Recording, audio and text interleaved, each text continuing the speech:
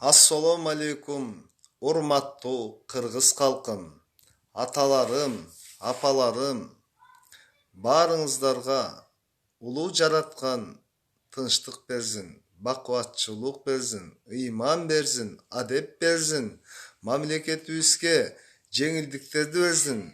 Ушундай кыйын күндө саясий бир жолду тандоодо Кудай Таалам бизге таза, тунук жана кыргыз элин кыйынчылыктан куткара турган саясий жолду берсин.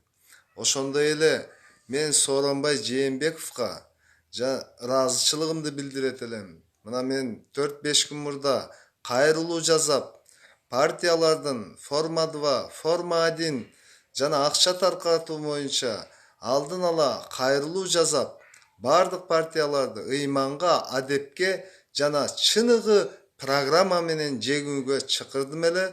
Президентибиз буга жооп кайтарып, ушул сөзүмдү жерде калтырбай, мына аксылык bir жигиттин кичинекей bir карапайым элдин ичинен, элдин катарында bir адам болсом дагы сөзүмдү жерде калтырбай жообун берген экен. Мен Сооронбай Жээнбековго ыраазычылык билдирет элем. Бул тарыхта болбогон bir тарыхый иш болду десем жаңылышпаймын.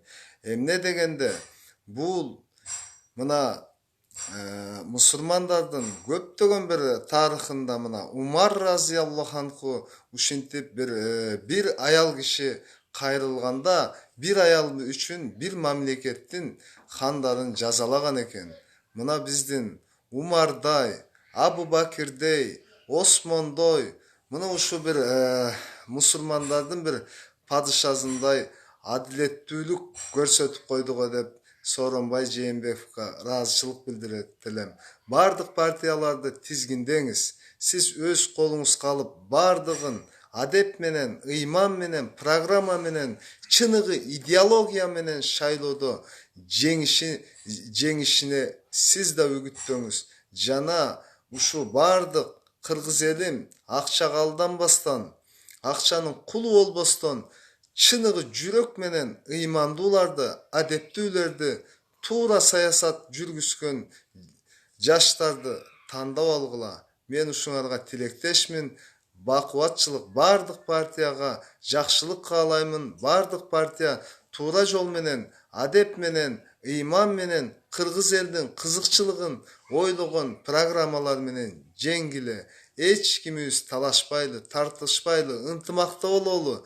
Бардыгыбыз кыргызбыз, бардык партия кыргызбыз.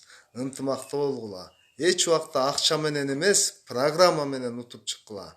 Ассаламу алейкум, кыргыз элим, тынч болгула.